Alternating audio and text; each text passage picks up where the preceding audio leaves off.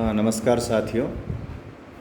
आज हम बात कर रहे हैं उदार राष्ट्रवाद पर। ये बीए सेकेंड ईयर का जो सेकंड पेपर के लिए टॉपिक है इससे पहले हमने भारत में राष्ट्रवाद के उदय के कारणों पर चर्चा की थी और इस बात को समझा था कि भारत में राष्ट्रवाद का विकास कैसे हुआ है, किन किन कारकों ने भारत में राष्ट्रवाद के उदय में अपनी भूमिका निभाई थी।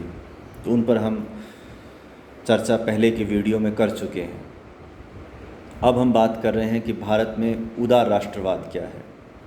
उदार राष्ट्रवाद क्या है, इस पर बात करने से पहले हम ये समझते हैं कि भारत में राष्ट्रवाद के 3 चरण माने जाते हैं राष्ट्रीय आंदोलन के दौरान। एक उदार राष्ट्रवाद का दौर रहा है जो 1885 से लेकर 1907 तक माना जाता है। दूसरा 1907 से लेकर 1920 तक का जो दौर है, जो उग्र राष्ट्रवाद का दौर है। और उससे जो अगला जो दौर है वो गांधी का दौर है, जिसमें गांधी ने राष्ट्रीय आंदोलन को आगे बढ़ाया। और एक तरह से 1920 के बाद का जो दौर है वो भारतीय राष्ट्रीय आंदोलन में गांधी युग के नाम से जाना जाता है, क्योंकि इस दौरान जितने भी बड़े आंदोलन हुए वो गांधी के नेतृत्व में हुए, चाहे वो खिलाफत आंदोलन हो, असहयोग आंदोलन हो, सविनय अवज्ञा आंदोलन हो या भारत छोड़ो आंदोलन हो। इन सब आंदोलनों की जो जड़ है वो गांधी से ही निकलती थी और हर आंदोलन गांधी की ही छत्र छाया से निकलते थे, उन्हीं के प्रयासों से संभव हुए और भारतीय जनमानस की गांधी के प्रति गहरी निष्ठा थी। तो ये तो एक बेसिक बात रही है। अब हम बात कर रहे हैं कि उदार राष्ट्रवाद क्या है। दरअसल जो उदार राष्ट्रवाद है वो राष्ट्रवाद का जो विकास का एक ऐसा तरीका है जो शांतिपूर्ण तरीक़ों में विश्वास करता है, हिंसा या बल प्रयोग में यकीन नहीं करता, यानी कि संवैधानिक तरीके से अपने जो राष्ट्र के उत्थान में यकीन करता है। लेकिन अगर जब हम उसकी भारतीय राष्ट्रीय आंदोलन के परिप्रेक्ष्य में बात करते हैं तो उदार राष्ट्रवाद एक ऐसा दौर था राष्ट्रीय आंदोलन में या राष्ट्रवाद के विकास का, जिस दौर के नेताओं ने ब्रिटिश सरकार में यकीन किया, उसके साथ सहयोग किया और ये माना कि हमें अपनी बात है वो शांतिपूर्ण ढंग से और अपने तर्क के साथ ब्रिटिश सरकार के समक्ष प्रस्तुत करना चाहिए और ब्रिटिश सरकार उन मांगों को पूरा करेगी और सने सने हम उत्तरदायी शासन की दिशा में बढ़ते जाएंगे। तो इन लोगों का मानना था कि भारत में ब्रिटिश शासन का जो आना है वो एक वरदान है और वो भारत में उसी तरह से विकास करेंगे जिस तरह से उन्होंने ब्रिटेन में विकास किया है, क्योंकि ब्रिटिश व्यवस्था बहुत शानदार रही है। वहाँ लोगों को काफ़ी अधिकार मिले हुए हैं, वहाँ कानून का शासन है, वहाँ की जो राजनीतिक संस्थाएं हैं, लोकतांत्रिक संस्थाएं हैं, वो काफ़ी मजबूत हैं। कोई भी व्यक्ति भ्रष्टाचार या गलत आचरण करके बच नहीं सकता। कानून का उल्लंघन चाहे कितने भी बड़े व्यक्ति ने किया हो वो निर्धारित सज़ा पाकर ही रहेगा। तो एक अच्छी व्यवस्था रही है। और उदार राष्ट्रवाद से जुड़े लीडर हैं, उनमें अधिकांश जो लीडर हैं वो विदेशों में पढ़े हैं, ख़ास तौर पे इंग्लैंड पढ़े हैं, ब्रिटेन पढ़े हैं। तो वहाँ उन्होंने वहाँ की व्यवस्था को देखा है और उस व्यवस्था के प्रति उनकी एक गहरी दिलचस्पी थी। दादा भाई नौरोजी तो जो ब्रिटेन का हाउस ऑफ कॉमन है, जो भारत की लोकसभा की तरह है, उसके सदस्य निर्वाचित होके गए थे। फिन्सबरी जो एक लोकसभा क्षेत्र था जो हाउस ऑफ कॉमन के लिए, तो वहाँ से वो चुन कर गए थे। तो जो खुद उस सिस्टम में इतना करीब जाके आए हों तो उनका बड़ा उस पर यकीन था। और दादा भाई नौरोजी की तो पुस्तक भी है, un British rule poverty and un British rule in India. वो कहते थे कि अन ब्रिटिश रूल यानी कि भारत में जो रूल है वो अन ब्रिटिश है, यानी कि ब्रिटिश रूल है वो तो बहुत अच्छा है, वो तो ब्रिटेन में चल रहा है, लेकिन वही शासन भारत में नहीं है और वो भारत में होना चाहिए। इस चीज़ में वो बड़ा यकीन करते थे। तो ये सामान्यतः उदार जो राष्ट्रवाद की बात है कि वो ब्रिटिश शासन की में यकीन करते थे, उसमें सहयोग पर भरोसा रखते थे, उनकी कार्यप्रणाली के प्रशंसक थे और ब्रिटिश शासन को भारत के हित में मानते थे और परिवर्तन को वो ज़रूरी मानते थे, लेकिन संवैधानिक तरीक़ों से मानते थे। वो हिंसा या बल प्रयोग को जायज़ नहीं ठहराते थे।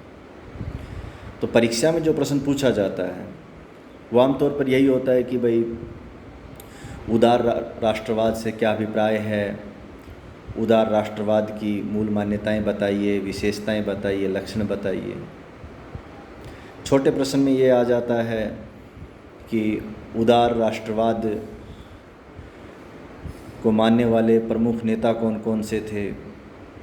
उन्हीं में से कई बार उग्र राष्ट्रवाद का कोई नेता जोड़ देते हैं, जिसे हमें बताना होता है कि भाई ये उदार राष्ट्रवाद से जुड़े नहीं हैं।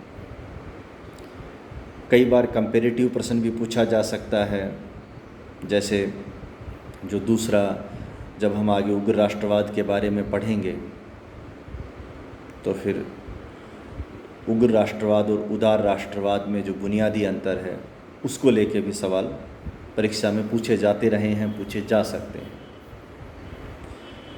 तो हमने उदार राष्ट्रवाद क्या होता है इसका बताया कि भाई 1885 से लेकर 1907 तक का जो दौर है, सूरत अधिवेशन में कांग्रेस का विभाजन हो गया था गरम दल और नरम दल में। उससे पहले 1885 से लेकर 1907 तक, 1885 में कांग्रेस की स्थापना हुई थी ए.ओ. हुम के द्वारा और इसका सालाना अधिवेशन होता था। और उस ज़माने के जितने भी राजनीति में सक्रिय लोग थे, बुद्धिजीवी थे, वो सब राष्ट्रीय आंदोलन के दौरान भारतीय राष्ट्रीय कांग्रेस से जुड़े थे। तो ये इसकी एक विरासत थी।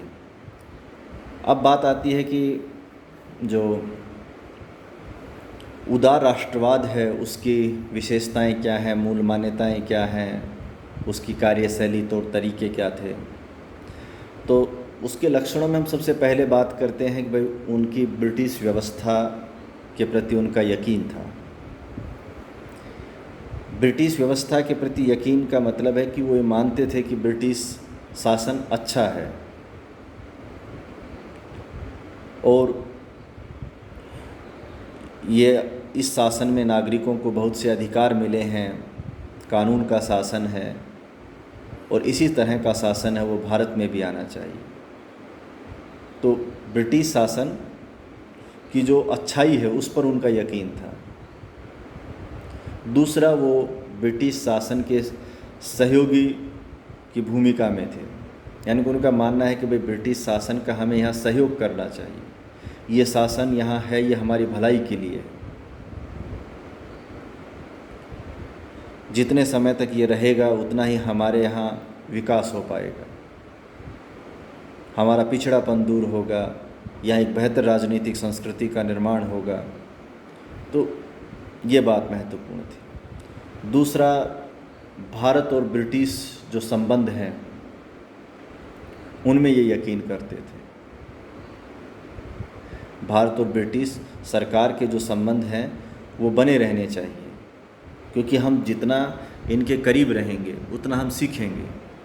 जैसे आमतौर पे स्टूडेंट्स के लिए कह दिया जाता है कि भाई आप अच्छे स्टूडेंट के संपर्क में रहो, अच्छी संगति रखो, अच्छे साथियों से मिलो जो खुद पढ़ाई लिखाई में यकीन करते हैं, आप उनके साथ जुड़ोगे तो वो आपको भी कुछ अच्छा ही बताएंगे। नहीं जुड़ेंगे, बदमाश के साथ रहोगे तो बदमाश बन जाओगे। तो इनके माना है कि ब्रिटिश शासन एक अच्छी संगति है, उसकी संगति छोड़नी नहीं चाहिए।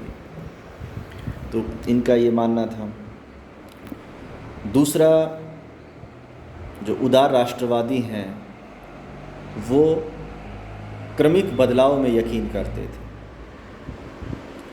क्रमिक बदलाव में यकीन का मतलब है कि बदलाव है वो एक झटके में नहीं होना चाहिए। बल्कि धीरे धीरे होना चाहिए।